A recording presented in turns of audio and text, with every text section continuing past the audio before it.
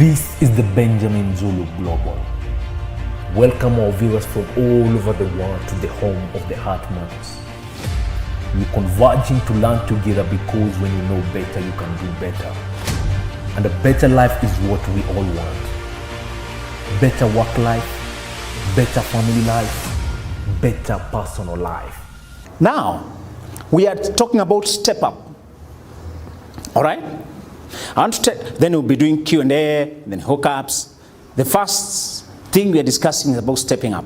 And because you arrived on time, we want to reward you instead of waiting for those who are not on time.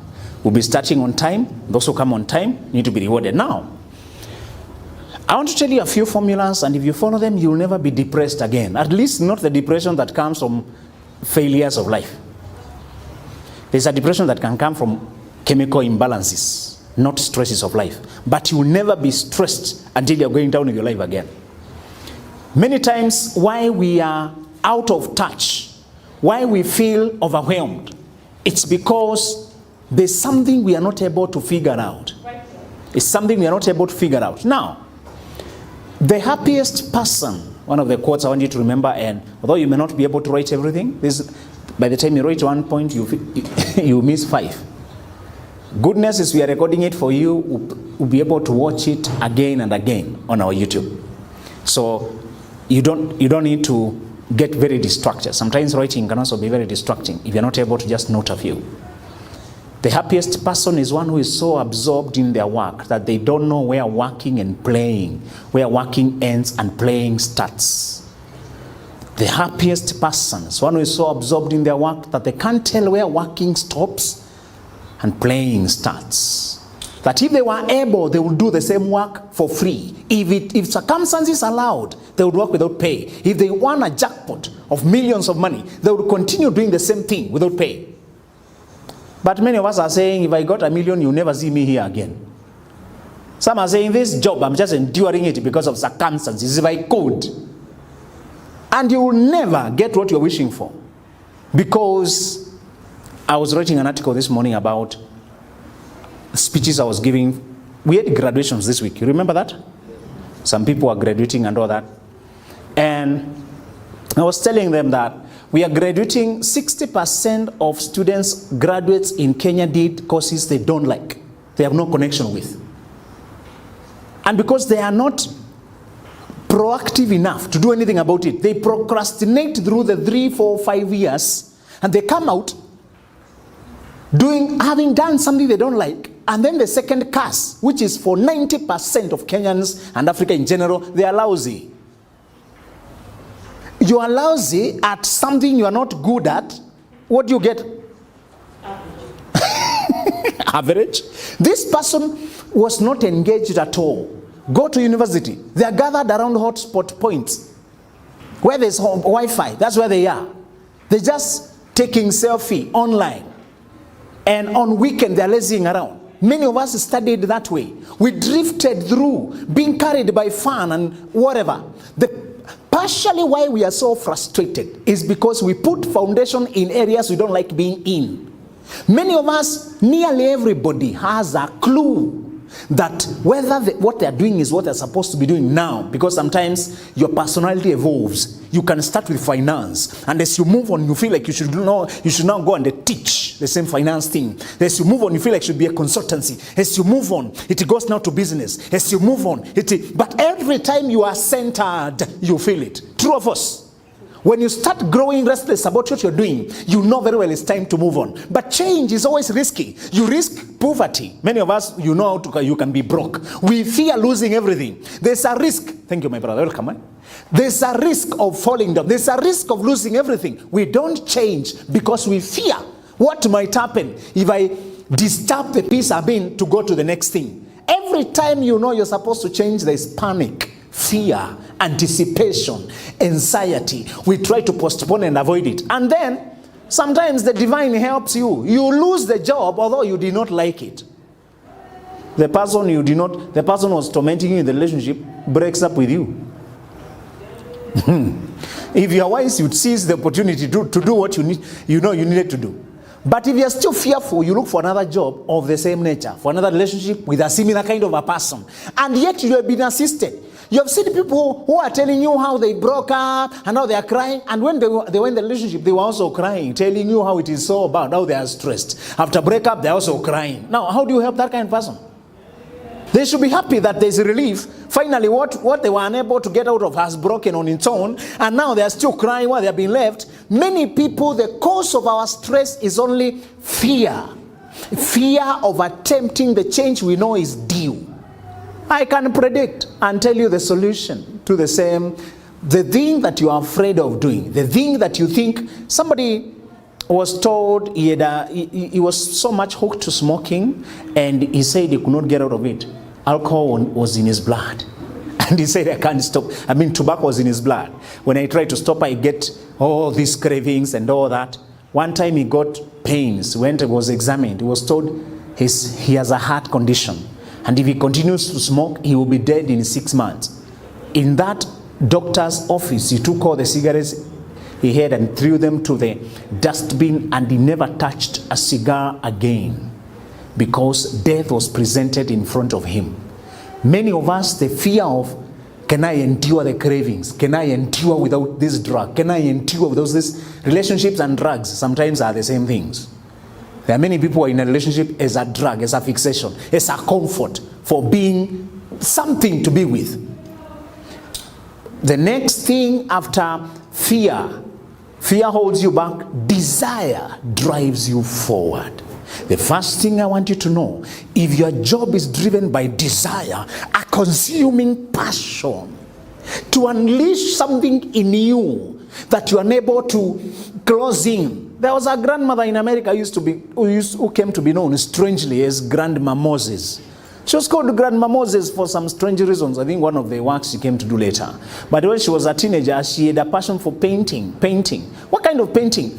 Painting looks like a prestigious job. If you come from a farming, struggling community, you need a job that has security. True or false? Go and do teaching, go do banking, go do lawyering, do this, secure job. When you come from poverty, the injustice is they force you to be driven by fear of the same poverty to do things that don't look like they have security. Yet security is not in the job. It's in you, your true north. What brings you alive? Churchill wanted to make people laugh, and the parents still forced him to do teaching. So he did teaching to satisfy the family. Because you are young, we are advising you, stop being rebellious. We are telling you we know this world. When you say comedy, where will you go with it? You are talking about running. We tell you, go and do teaching, you get some money, stop being a joker. Children on nowadays. Isn't that the conversation? When you're just from Form 4 and you're suggesting weird ideas. You see me, I wanted to be a counselor who? You think wale watu wamegoroka, they want to be talked to. Who will pay you? That's how they think about counseling. You talk about farming. Sasa wewe kuna haja gani uende university kufanya ukulima? Why don't you just stay here and start the farming here? We all had ideas and they were quashed with reasoning that we are experienced. You are too young. True or false? Grandma Moses wanted to paint. Painting looked like a lucrative for the wealthy. Some of you here wants to keep dogs.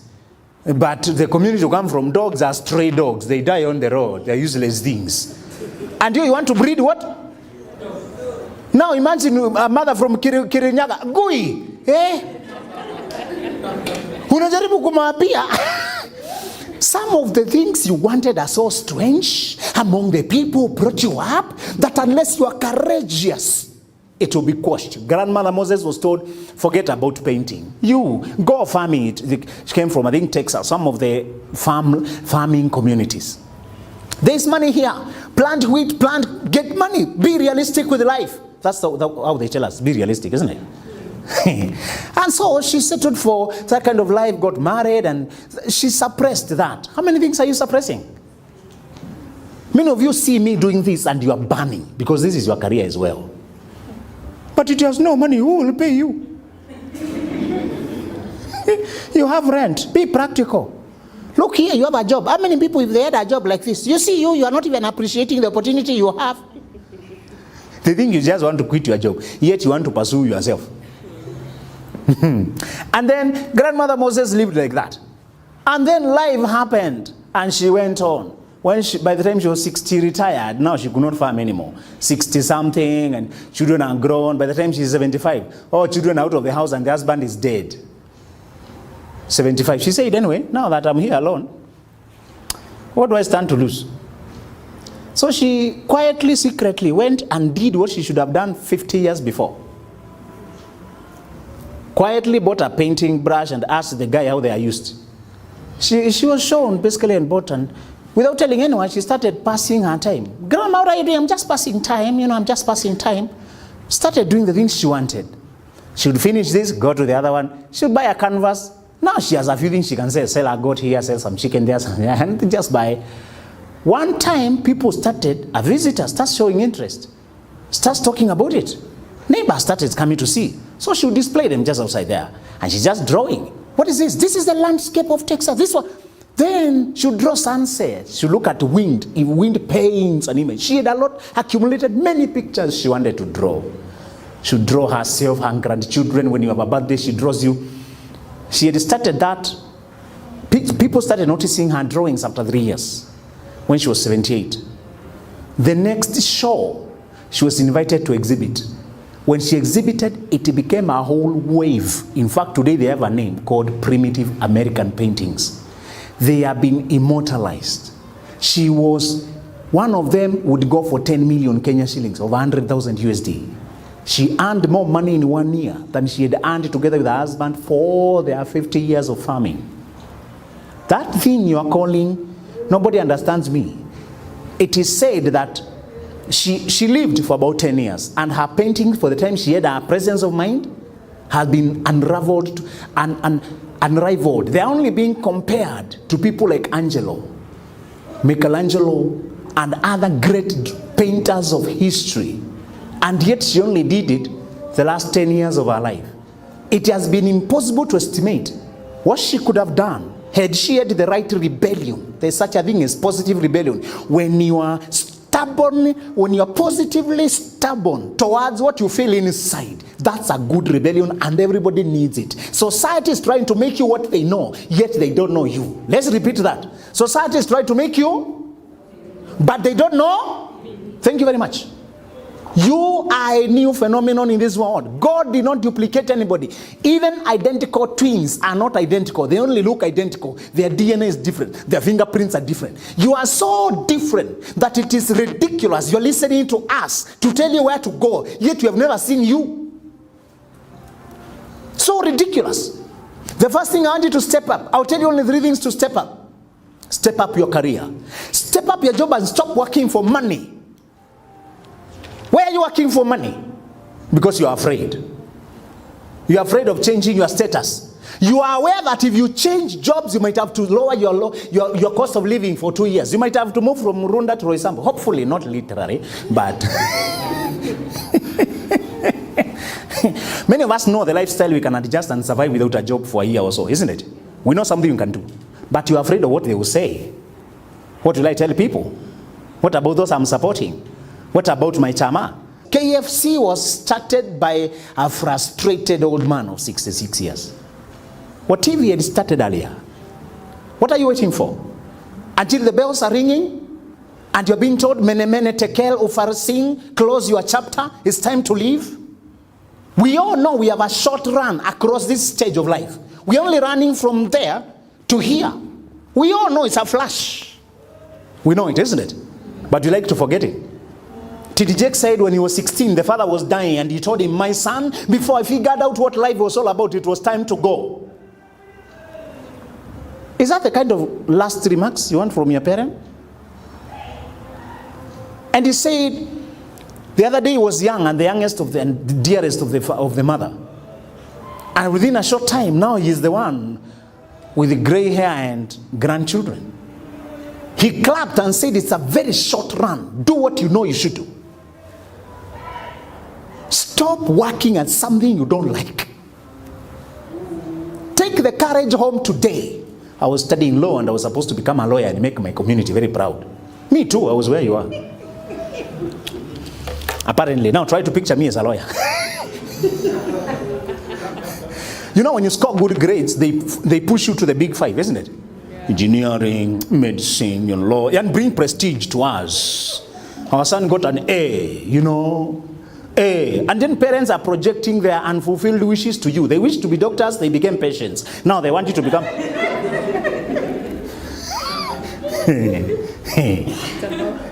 They wanted to become lawyers, they are law breakers, but you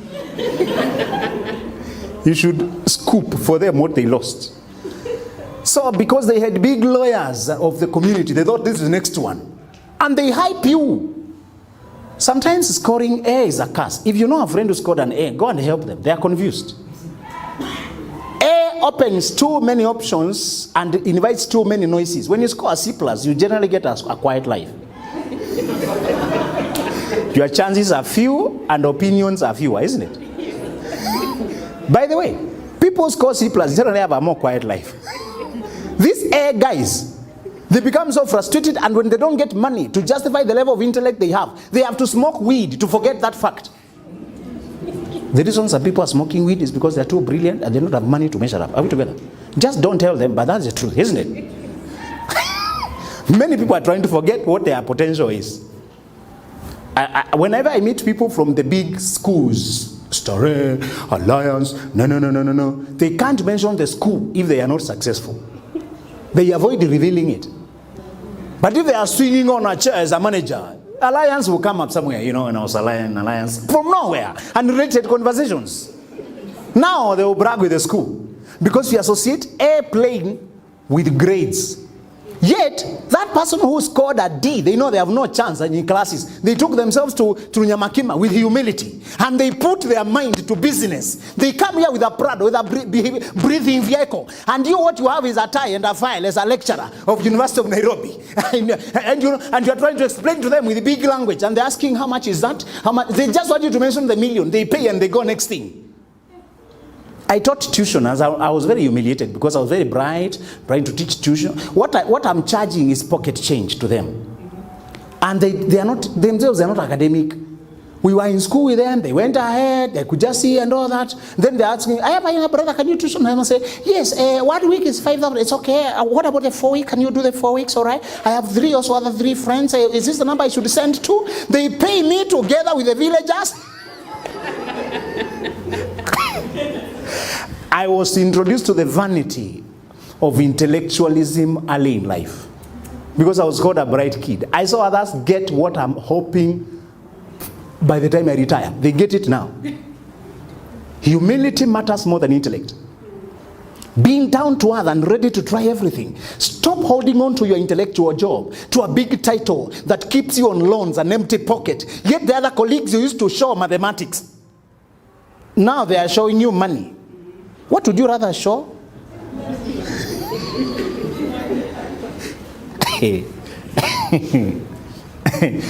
Some of us, we are so addicted to multiplication table. We know weird things.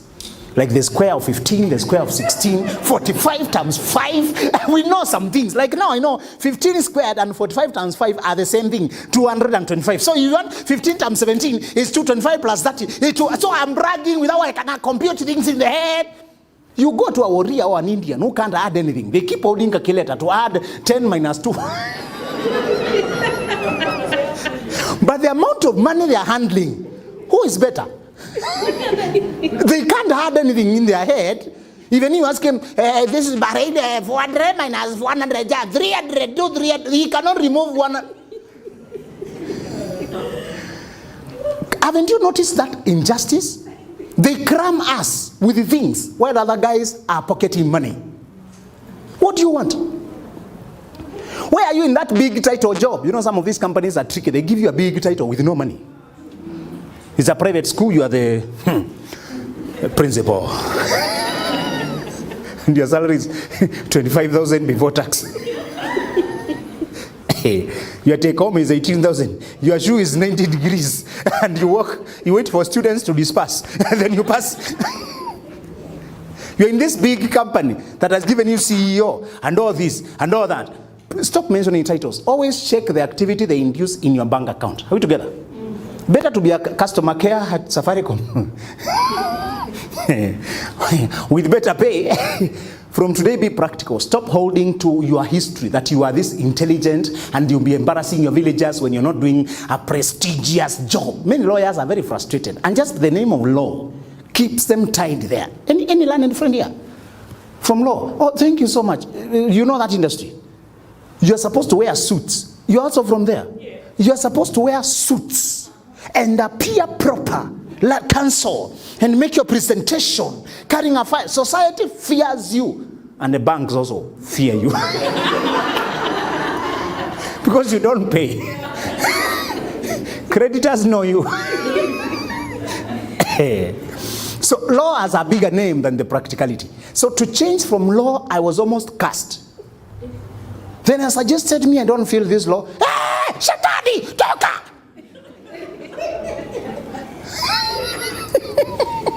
Have you ever been exorcised? And you know very well there's no demon.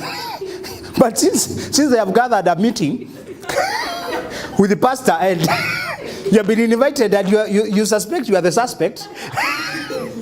And we have noted a spirit of confusion coming upon our home since our son wed. And you know also his older brother had done the same. You are bundled together with other psychopaths. And you are exorcising some demons. At some point I stopped sharing my visions home. I said, if I will collapse, let me collapse privately. I hope at some point you stop opening your life like a book to your relatives. After you know that they are the last people to endorse you. If you have a loving family, I congratulate you. I'm not suggesting that all families are the same, but because of poverty-stricken Africa, fear, image, control, parental interference is so rampant in Africa. It is very hard to find a person who was made by their family. True or false? We generally make it despite our family, not because. You know the child of Obama can say, because of my mom. My mom who did this. One thing I respect Obama's is because they don't have the African nonsense of I must get a boy. If that was an African couple, maybe now they'll be on child number 8 looking for. And have you looked at those families where there's only one son? He's a trouble child. They worked so hard looking for the boy, and when he arrived, he is now a prayer point. You know, in many homes, women are prayer partners and the men are the prayer points.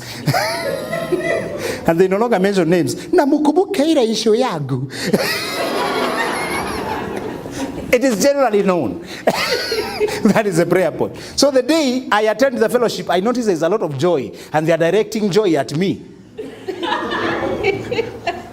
Me, I was just invited innocently. After some nagging, I showed up, only to realize when I arrived, they celebrated. You are not a mweshimiwa, you are an answered prayer. You are the son who was lost, now he has been found. Because I'm saying I'm no longer pursuing law, and they were anticipating all this image. And they are already, you know, even they gain names, Mama Lawyer, the father to lawyer. Now you're changing their titles. So when I started feeling an inkling to go a different direction, I did what I'm inviting you to do. I took the risk, because even if you don't take the risk, something else will find you. Life is not a static thing. Did you see that they used to hang on the walls? You know, I don't know, why don't we hang those things on the wall nowadays? There are things they would buy and they hang on the walls. So one of them was told, even if you just sit there, you get run over. So you must keep going. So they drew a monkey there. You know, so there were hangings, the motivational hangings those days. Nowadays we hang them on our phones. Memes have replaced albums. You know, this to say this, I did not know that there's no such a place called security. We thought if you get permanent job, anybody working for government here, lift your hand quickly and return it quickly in case you're not very proud of it. Thank you.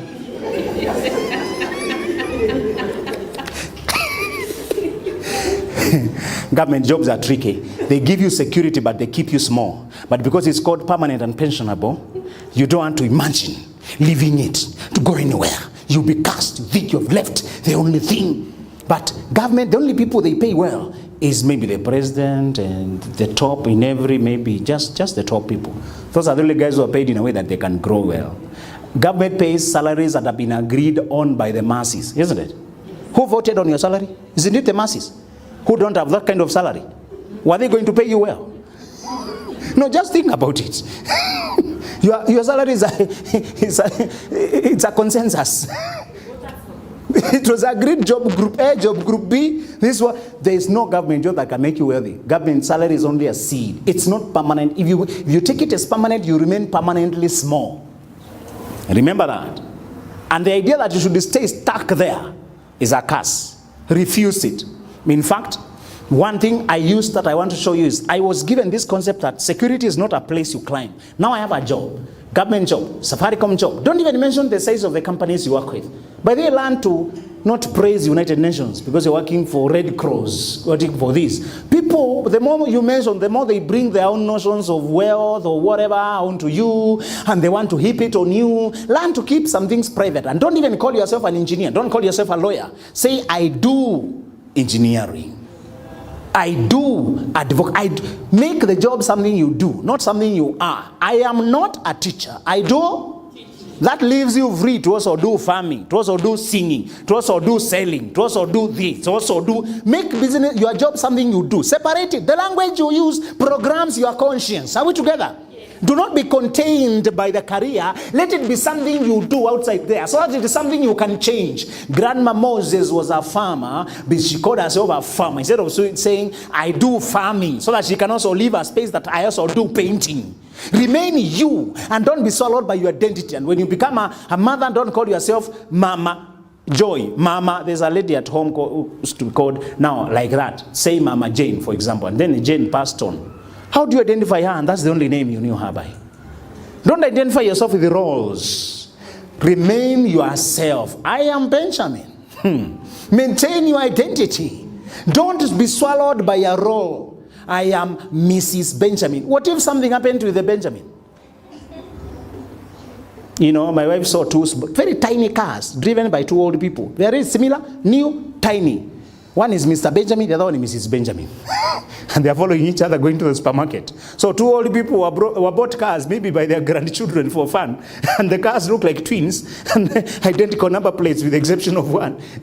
And Mr. Benjamin, Mrs. Benjamin. It's okay. In the right context, when you are meeting as men, you can identify yourself with your children, isn't it? When you're meeting as fathers. But out here in the world, in social media, maintain your identity. Security is not a place. Security is a path. Security is not a place. Security is your career is not a position. Your career is a path. Start traveling. Stop sitting. Get off that seat. Anybody in banking? Another deceptive career. You know, he looks like a banker, isn't it? There's a way they look. You know, we associate them with the money, but they only store the money. They don't carry the money home. People, when you mention banker, they think you're carrying notes. You have seen that, my brother. They can't expect you to say you have no money and you work. That's not my money. I'm just a storekeeper for money. You know, the problem with the bank is that they are very exhausted. They work very long hours. Very long hours. And because they are handling a very emotional thing of money. Anytime you make a blunder, your salary is deducted. Anytime you do this, it's very regimented, very demanding.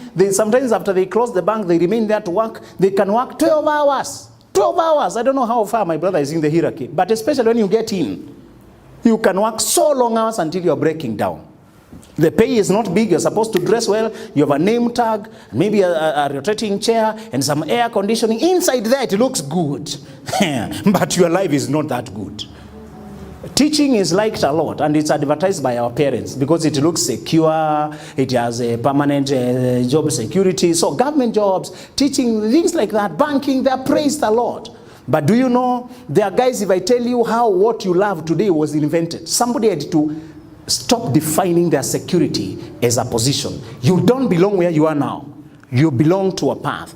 Path changes. You remember the river? And you did geography. We say rivers have ages. When it is young, how does a young river behave? It is very fast.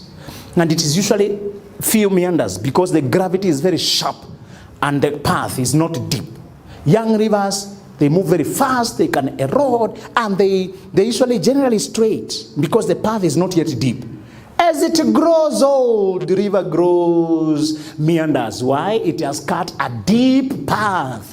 And it can afford to take a few rounds before it gets to the ocean. Stop thinking in straight lines like youth. Youth think straight lines. I want to do architecture. Now you are grown, you know your skills are so many, they can't be contained in one course. It's only one starting point, and you drift to the next. You listen to where you are, you change direction. You listen to where you are, you change again. When you mature, you give yourself permission to move. Permission to? If you carry that home today, this will be worth the meeting. Give yourself fluidity, permission to move. If you married a person who married you because you are a director, and if you stop being director, they will stop being your partner. Leave now. Let them leave as well if they want. Some people can't accommodate you when you have no money. Ask brothers who married when they were dishing out money. You know some brothers don't marry, they overwhelm a girl with money. Some brothers can't present an agenda and risk being told no. So they come like a storm. They identify that girl, and they overwhelm her. They send her 10,000 airtime. How much airtime? They do things she has never seen. Until when her girlfriends see it, they envy, especially the materialistic ones. Kama mutaki nipe.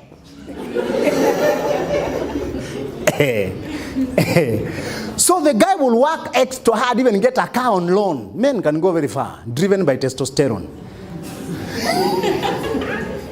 Some women are not really, let me be an advocate. My brother, what's your name? Michael. Some girls are not materialistic. They're asking for what you promised. They're asking for car because you promised, asking for kilelesha because you promised, asking for this enkarasha, this gushi because that's what you promised. Sometimes men, we just lie. We campaign too much and do an overkill, so that by the time she's agreeing to marry you, you have just overwhelmed her. You have lifted her to a life she has never seen. Even you build their mother a house. Educate their brother.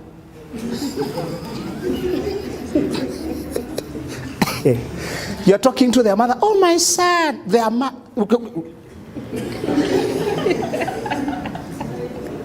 Imagine somebody sorting your mother. Now mother starts pressuring you. That is your destiny. Of course, M-Pesa. And now you are here, you are cornered. Some men are very afraid, fear of being told no. That's why they say when you are rich, you can't marry right. It's not true. Let's make sure our children don't start from poverty so that they can make right decisions in life. What are we implying when you say, when you marry and you have when you have a car, you can't marry right. So your children will be poor so that they can marry right. Are you cursing yourself? There's a way to make right decisions. I met a 23-year-old, a very satisfying session that day. I felt like Simeon. Now your servant can rest in peace. Because he has followed what I followed them. Every now and then, I think I meet some of them to be encouraged that it's working. I started the young group because it's the most destructive age. Even many of you, you chose a man when you were 21. Now after you messed your life, you're trying to wake up 5 years later. Say, oh my God, I think I was crazy.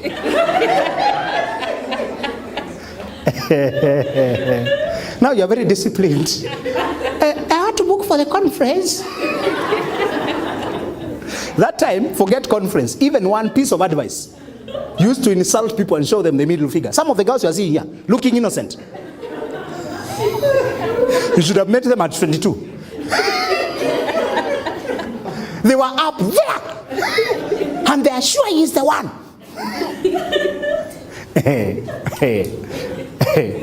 That boy developed a software. I've been telling them that 18 to 24 is the most fertile period. That's the time you can become wealthy. That's the time you can distinguish yourself. 18 to 24 for girls is mental development. For men is 18 to 30. Men have another duty women don't have. Proving themselves financially, developing leadership. Women can make a very good wife without leadership, too much leadership qualities. If she's only caring, she's available for the children, the family will be okay. A man can't survive in this world without basics of leadership. The first one being casting a vision. My pre-25 class is crazy. And parents can't believe. They think now you are hallucinating. Psychiatric hospital. And I tell them it is true. These boys are too fertile. They eat the wrong things and there's nowhere to dispense the energy. These girls' systems are like this. It's like a car that came out yesterday, KDJ. You just touch. The starter doesn't even run full. You just and it just know, motorbikes before you had to kick them to start. Nowadays, you only... These girls have watched so much pornographic music that they are also like the modern motorbikes. There's no need for a kick. If you only... Another boy was told me he was hugged by a girl. Girls bully boys quietly. So she had a big front and then she hugged him and held there. And then he melted. Me, by the time I realized we had done it. The cases are here. Now, I want you to realize that boy followed a path that if you can start it today, luckily for you, before you die, it is never too late. It is just not as easy as it would have been if you had started it before you're 30 years a man, before you're 25 years a woman. All of us mentally, we mature at 25. That's when the prefrontal cortex, the rational brain, matures. That's when your personality concretizes. You have a voice. Your voice appears at 25. You don't have a voice before you develop mentally. What you have are emotions and wishes. You are using the amygdala of the middle brain, which is for skills acquisition, and which works by rewards, like a dog. Before you're 25, you're trained like a dog. Rewards. Get this, we give you a grade. Get this, we give you this, we give you this. Rational brain is the only brain that can imagine situations and possibilities far into the future with emotional detachment. You can't do emotional detachment before you're 25 because you don't have the equipment for it. But you can build money, can build careers. When it comes to emotions, decisions like love that are so crowded with emotions, you can't think rationally. Are we together? Yes. Many of you crossed that. You actually experienced an awakening and you noticed it. You just didn't have a name for it. Anybody experienced it? So that you're only 27. And 3 years ago, 4 years ago, when you were 23, you can't identify who was that. The people you thought were handsome, now they make you want to throw up. Whenever you find your photos, you delete them quickly and you follow them to the trash. But the tragedy is the body matures earlier. 23-year-old girls look very mature. Any 23, 22, 24 year? Here? Body-wise, they look okay. People think it's a woman. It's a young woman. She may also begin to think the same. But when you know her, you know she's very naive. Her ideas are very naive. This boy developed software. In Kenya, he was graded as, actually he was in this college, Utalii college. You know, the ones who go to college are not the intellectual type, eh? Not too well-to-do, eh? You know, lazima TBD sana, eh? To compete with the degrees, eh? If you don't have a degree, I bless you. Degree brings pride and entitlement, and it becomes a curse by itself. Degree removes humility. If you have it, you must counter it. You will live a broke life because you have a degree. Degree in law, in medicine, and you also need medicine yourself. Bob Collymore had a diploma while leading all the PhDs of Safaricom, all the big engineers of Safaricom. Sometimes when a child doesn't get a degree direct, I'm not discouraging degree, I'm saying don't force it if you don't get it. Are we together? Sometimes you're being spared from pride. Some of us, the A brought pride. The Alliance brought pride. Stare, pride. Pride. And so that you can humble yourself, roll your sleeves, do motorbike job, sell mandazi, start slow, learn the basics of life. You're so proud and arrogant and entitled. Even today, companies are preferring to employ diplomas because diploma is more humble to learn, to take a lower pay. Degrees are coming. You're a Bachelor of Commerce in Finance and expect starting salary of 70,000 with allowance and after tax. After oversleeping in campus, studying only 2 weeks to exam, dancing the whole weekend, hangovers on Monday, away on the weekend, cheating on attendance register, you know. Now he graduates with entitlement. Very low competence, very high ego. Who wants that? For you to have a diploma and be proud, your pride is irredeemable. When you are placed before other people, it's a freeing thing. Now you have no title to prove. You understand? Please forget your degree and release yourself to experiment. I realized being given a big title is a curse because they force you to live up to an image. The same thing as when you release a music, it trends. When you start talking on TV and people start giving you certain expectations, you must drive this kind of a car. I told my wife, one thing I will rebel against society until I die is a car craze. I will never buy cars to prove an image. Never. In fact, on purpose, I don't like SUVs. I can drive them, but I think they're too slow for my speed. I have many reasons. One of them is to just live in defiance to maintain my freedom. Because they think when you are famous, you should drive this. I want to purposefully, I'll use that as my maintainer for freedom. Recapture your freedom. Stop doing what society wanted. Go where God sent you, even if it is not famous. My wife has a calm, composed personality. She can drive Prados, SUVs. Like now, I've used 3 minutes from where I was, about 30 kilometers to here. And there was traffic. I couldn't drive that way with an SUV. So I keep giving them those reasons for my own safety, to leave me alone. But secretly inside, I know I want to maintain my mental freedom to do what I feel. Get one thing to remind yourself of your freedom. Are we together? Yes. One thing that is not too harmful. I'm not talking about becoming a rebel. I'm talking about preferences. Society is saying, oh, you should live this kind of house. Oh, I'll be doing what is practical for me. One guy has 30 cars. In Africa, if I gather 30 cars, even the children who don't have food will curse me, isn't it? I can only drive 1 car at a time. Why should I gather that? Even if it's for security, you don't need to be identified. By the time you reach the 5th car, you're also crazy. Corrupt people are the ones who are always hiding because they know they're being hunted for, isn't it? When you live right and you're just normal security reasons, at most we expect 3 cars, isn't it? You are changing that, we don't identify you, but how can you have 10, 20, 25, and there's a kid who just needs 100,000 to start a hotel business and change their life? My first thing is, step up from seeing your position, that job, as your security in this world. Move up to seeing it as a path. You need to step on your path. How do you know you're on your path? When you have the freedom to turn left or right. When you hear that Isaiah 30:21 saying, whether you turn to the right or to the left, your ears, you'll hear a voice behind you saying, this is the way, go in it. Now you know you are called for a path, not for a place to sit. You are turning to the right, you are turning to the left. You are hearing an inner voice saying, yeah, this clicks. So that boy went and developed software. Yeah, he left Utalii, went up there and, and he was not really feeling himself, but he started training himself coding. He just developed interest in coding.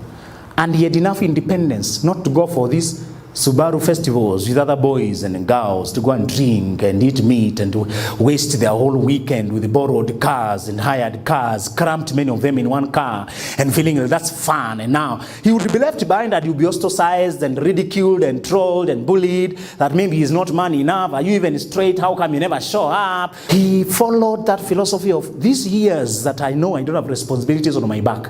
I'll use them to distinguish who I am. I call them the virgin decade. That decade before you're 30 is the only virgin period you have in your life. Anybody under 30 here? Oh, mama? Very good. Anybody? Thank you very much. If you're under 30, you are still in the virgin decade. After now, anybody above 30, what I'm describing, you are going to use more energy to squeeze space for it. It is possible. But it just takes more effort when you are past 30 because life has caught up. Responsibilities have caught up. You're being demanded to deliver. True or false? Now, the one thing the boy did is develop coding, and the mother was supportive. She would pay the programs here and there. Eventually, he exhausted the online short courses. I said, can I go to the US and check? So he applied, went to there. And when he went there, he identified a problem, decided to develop a software, and eventually he sold it for 100 million USD. Now he's worth more than 12 billion Kenya shilling. That's only 23. But where did it start? He overcame the fear of being called names. Call you a gay, call you this, you're not normal. When you take the path you're describing today, you'll be called names. Are you strong enough to withstand them? When I reported home that I wanted to leave law, go and do counseling.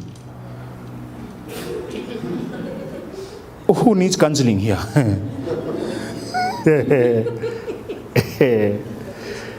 And so I stopped reporting at home. Please stop reporting at home. The one advantage you have when you're past 30 is that you have nobody to report to.